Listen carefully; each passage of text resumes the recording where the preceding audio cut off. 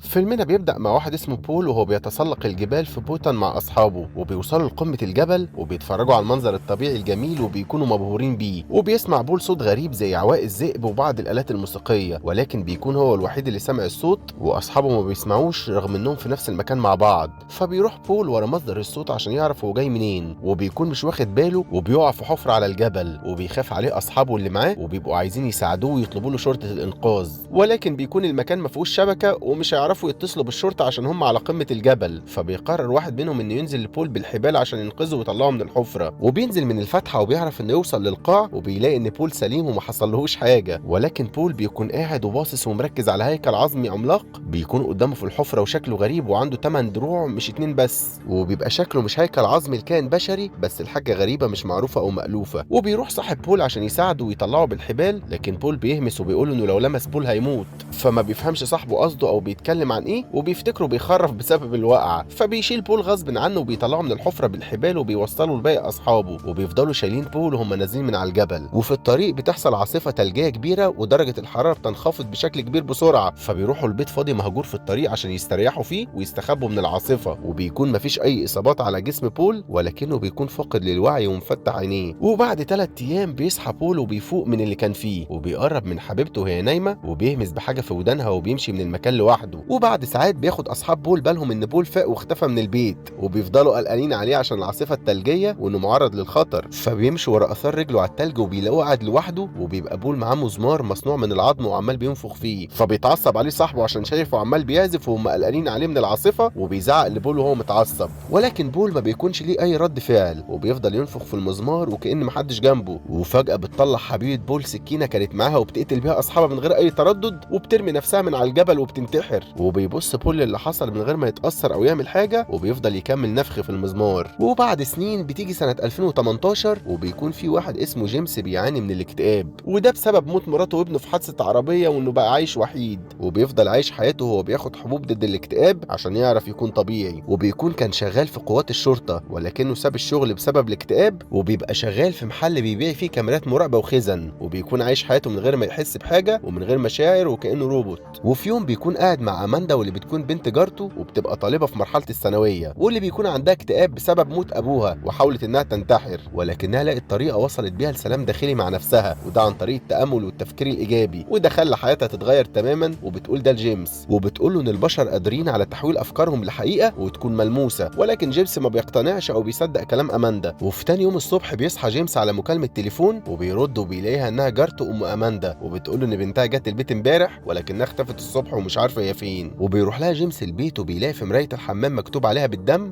الراجل اللي فاضي من جوه هو اللي خلاني اعمل كده. فبتفتكر الام ان بنتها اتخطفت، فبتتصل على الشرطه اللي بتيجي، بس ما بيصدقوش كلامها وبيفتكروا ان اماندا بتلعب لعبه وهي في سن المراهقه. وبتستوعب الام ان الشرطه مش هتعرف تساعدها، وبتروح لجيمس عشان بتكون عارفه انه كان شغال شرطي زمان عشان يساعدها. وبما ان جيمس كان والد في يوم من الايام بيبقى مقدر ومتفهم ام اماندا حاسه بايه وبتمر بايه، فبيوافق على انه يساعدها. وبيروح جيمس يدور في اوضه اماندا على دليل يساعدهم، وبيلاقي ورقه دعايه لمؤسسه كهنه في مذكرات اماندا، وبيقلب الورق وبيلاقي كلمه طلبه وبيبقى مش عارف ده معناه ايه. فبيفتكر جيمس كلام اماندا معاه اليوم اللي فات وهم كانوا بيتكلموا مع بعض، وبيبدا يفكر انها انضمت للمؤسسه عشان تخليها تطلع من الاكتئاب. وبيسال جيمس ام اماندا على اسامي اصحاب اماندا عشان يتحرى عنهم ويسالهم اسئله ممكن يوصل بيها للبنت، وبيقول ان اماندا ممكن تكون سابت البيت وهربت وان ممكن اصحابها يكونوا عارفين حاجه. وبيروح جيمس مدرسه اماندا وبيشوف واحده من صاحباتها وهي خارجه، وبيسالها لو تعرف اماندا فين وامتى اخر مره شافتها فيها وكانت بتعمل ايه. فبتقول ان اخر مره شافتها فيها كانت من 3 ايام فاتوا، وبتقول كمان انهم كانوا بيلعبوا لعبه الراجل اللي فاضي من جوه مع اصحابهم، وهم كانوا بيقضوا وقت لطيف مع بعض وبيشربوا الكحول على كوبري. وقالت لهم اماندا انهم لو نفخوا في الازايز الفاضيه على الكوبري هيحصل حاجات غريبه ومريبه الفتره الجايه. وفي اول يوم كانوا بيسمعوا صوت الراجل الفاضي وكانوا مش عارفين يبطلوا يفكروا فيه وفي اللي سمعوه. وفي تاني يوم شافوه بيقرب عليهم وهربوا منهم. وفي تالت يوم بيدور عليهم الراجل الفاضي وبياخدهم لعالم الارواح وبيقتلهم وبيستحوذ على ارواحهم. وفي اول يوم شالت اماندا ازازه فاضيه من على الارض وخلت اصحابها ينفخوا فيها، واصحابها ما كانوش مصدقين حاجه زي دي ممكن تحصل، ونفخوا في الازازه عشان يتحدوا الاسطوره وبيفكروا انها قصه سخيفه. ولكن لما خلصوا النفخ ظهر جسم ضلمه غريب على الكوبري وعمل صوت غريب ومرعب، وكل مره صاحبه اماندا تفتكر الموضوع ده بتخاف وجسمها بيقشعر. ومن بعد الليله دي كل اصحابها بداوا انهم يختفوا زي اماندا. فبيفكر جيمس ان الراجل الفاضي ممكن يكون ليه صله بالطائفه الدينيه اللي لقى ورقه الدعايه ليها في اوضه اماندا، فبيشك انهم بيخطفوا الاطفال والمراهقين كطقوس للتقرب من الشيطان. وبعدها بيروح جيمس للكوبري اللي كانوا بيلعبوا عليه لعبه النفخ في الازازه عشان يحاول انه يلاقي اي دليل يوصل لاماندا بيه، وبيمشي على الكوبري وبيلاقي ازازه فاضيه وبيشيلها من على الارض وبينفخ فيها عشان يشوف ايه اللي هيحصل. وفجاه الاصوات بتختفي وما بيسمعش اي صوت زي الرياح او صوت العصافير، وبيسمع حاجه بتقرب له من وراه فبيلتفت ولكنه ما بيلاقيش حاجه. وبيجي جيمس يكمل ماشي على الكوبري وبيلاقي فتحه على الارض مش متغطيه، فبينزل فيها ولكن بيشوف منظر مرعب، وهو ان اصحاب اماندا كلهم مشنوقين وميتين تحت الكوبري. وكمان بيلاقي جنب الجثث المتعلقه رساله مكتوبه على حيطان الكوبري بتقول الراجل اللي فاضي من جوه خلاني اعمل كده. ودي نفس الرساله اللي شافها في مرايه حمام اماندا لما راح لها البيت الصبح. فبيبلغ جيمس الشرطه باللي شافه تحت الكوبري، وبيوصلوا وبتبقى المدينه كلها مصدومه من اللي حصل. وبعدها بالليل صاحبه اماندا اللي جيمس كان بيتكلم معاها الصبح لقوا جثتها في الحمام، وبتكون قبل ما تموت شافت هلوسه وقتلت نفسها بمقص في الحمام، وكتبت نفس الرساله بالدم على ارض الحمام. وساعتها بتبدا الشرطه انهم ياخدوا بالهم من اللي بيحصل ويتعاملوا معاه بجديه، وانه مش مجرد لعبه مراهقين زي ما كانوا مفكرين. وبيكون جيمس مش عارف يبطل تحري في اختفاء اماندا عشان بيبقى خايف على امها وان ممكن يحصل لها حاجه زي ما حصل لبنتها. وبيلاقي عنوان مؤسسه الكهنه على الانترنت ومعنى كلمه طلبه، وبيعرف انهم طائفه دينيه بتشجع الناس على انهم يضحوا بارواحهم، وبيدخلوا لعالم الارواح عن طريق التامل. وبالليل وجيمس بيكون نايم بيصحى على صوت خطوات حد في البيت، فبيقوم من على السرير وبيلاحظ حد بيتحرك قدام باب البيت من بره، فبيخاف وبيجيب مضرب البيسبول وبيفتح الباب ولكنه ما بيلاقيش حد. وفي تاني يوم بيروح جيمس المؤسسه عشان يكمل تحريه عن اختفاء اماندا، وما بياخدش معلومه مفيده في القضيه من موظفه مكتب الاستقبال، وبتدي له ورقه بيانات يملاها. بعدها بيروح الكنيسه وبيلاقي القائد الكاهن بيخاطب الناس عن الطائفه الدينيه، وبيقول ان الرجل الفاضي رمز مقدس في الطائفه. وبعد الخطبه بيروح لجيمس وبيساله لو يعرف حاجه عن بنت اسمها اماندا، ولكن القائد ما بيدلوش اجابه صريحه وبيخليه يتمشى معاه في المؤسسه. وبياخد جيمس باله من ناس حالقين شعرهم وقاعدين بيتاملوا، وبعدها بيلاقي واحد من الطائفه وبيقول لجيمس ان اماندا لسه عايشه ولكنها مش موجوده هنا دلوقتي، وده لانها اترقت عشان عندها امكانيه كبيره في المجال وانها مؤمنه جدا وبتدعو الناس للطائفه. وبيقول انها ممكن تكون موجوده حاليا في مخيم في الغابه، وبيدي لجيمس العنوان عشان يوصل لها. وبعدها بيروح جيمس للمخيم وبيمشي ورا العنوان وبيلاقي المكان وبيدخله وبيدور جواه وبيلاقي ملفات فيها صور وفيديوهات عن الطائفه، وبيعرف ان من مئات السنين الطائفه كانت بتساعد روح شريره عريقه بتكون مستحوذه ولابسه جسم انسان، وان الطائفه بياخدوا البركه من الانسان الملبوس. وبيسيب جيمس الملفات والفيديوهات وبيسمع صوت جاي من بره، فبيطلع يشوف المصدر وبيلاقي نار كبيره جايه من الناحيه التانيه من البحيره. فبيكون جيمس عنده فضول يعرف ايه اللي بيحصل وبيتسحب يشوف في ايه، وبيلاقي الطائفه الدينيه بيمارسوا طقوسهم وشعائرهم وبياخدوا بالهم من جيمس، فبيجروا وراه عشان يقبضوا عليه. وبيجري جيمس بسرعه على عربيته وبيركبها وبيتحرك بيها بسرعه وهو مرعوب. وبيدي جيمس الملفات اللي لقاها في المخيم للشرطه عشان يستخدموها كدليل على ان الطائفه هي اللي بتقتل الاطفال. ولكن لما بيشوف الشرطي الملفات بيلوم جيمس على انه اقتحم مكان طائفه دينيه من غير اذن. فبيستوعب جيمس ان مفيش حد ممكن يساعده غير انه يعتمد على نفسه بعد لما الشرطه قالوا له انهم مش هيساعدوه. وبيروح جيمس المحل اللي شغال فيه وبياخد سكاكين واسلحه عشان يحمي نفسه بيها. وبعدها بيروح لام اماندا وبيقول لها ان بنتها انضمت للطائفه الدينيه، وبيقول لها كمان انها تسيب البيت وتقعد في مكان امن بعيد عن هنا لكام يوم عشان سلامتها. وبعدها بيروح جيمس وبيقتحم مكتبه الطائفه ولكنه بيلاقي معلومات عن نفسه هناك وبيبقى مستغرب جدا، وبتبقى المعلومات بتتضمن تاريخ ميلاده وخبرته في الشغل والهدايا اللي جات له في اعياد ميلاده حتى الادويه اللي بياخدها. وكمان بيلاقي صور لنفسه من غير هدوم وبيبقى مش عارف امتى وازاي ده حصل. وفي تاني يوم عشان يعرف انه يلاقي تفسير للي لقاه بيفضل يتجسس على اللي اداله عنوان المخيم في الطائفه. وبياخد جيمس باله انهم بيزوروا واحد مريض في مستشفى سريه كل يوم، فبيفترض جيمس انهم بيزوروا قائد الطائفه وبيدخل المستشفى ومعاه مسدس. وهناك بياخد جيمس باله من اماندا وهي بتاخد بالها من مريض على سريره، فبيفرح جيمس وبيتصل على امها بسرعه عشان يعرفها انه لقى بنتها وانها بخير. ولكن جارته بتصدمه وبترد عليه رد غريب جدا وبتقوله انها ما عندهاش فكره مين اماندا ومين جيمس ذات نفسه. فبتقول اماندا لجيمس ان الراجل المريض اللي على السرير اسمه بول، وانه وقع في حفره على جبل من سنين، وان الهيكل العظمي اللي بول شافه وكان عنده 8 دروع هو الرجل الفاضي، وبالرغم انه ميت ولكن بيعرف انه يتحكم في الناس اللي عزيمتها ضعيفه ومش واثقين في نفسهم، وبيلبس جسمهم وبيتواصل عن طريقهم للي بيتبعوا مذهبه. وبيكون بول هو الجسم اللي الرجل الفاضي لبسه ولكن بيكون جسمه ضعف مع مرور السنين وبيموت، وان الطائفه بتدور على جسم جديد للرجل الفاضي وانهم بيتبعوا التعليمات اللي بيديها لهم، وهي ان الجسم اللي هيستحوذ عليه ويلبسه لازم يكون قوي وبصحه كويسه، ولازم يكون عنده كراهيه تجاه العالم عشان الرجل الفاضي يعرف يلبسه لفتره طويله. وبيطلع ان جيمس عنده نفس المعايير اللي الطائفه بتدور عليها في راجل، وبيكون البديل المناسب لبول. ولكن المشكله في ان جيمس عقله رزين وعنده ثقه في نفسه، فمش هيعرف الرجل الفاضي انه يخترق جسمه عشان يلبسه. وعشان كده الطائفه عملوا واختلقوا ذكريات مزيفه وزرعوها في دماغ جيمس، وقدروا وقدروا يزرعوا في دماغه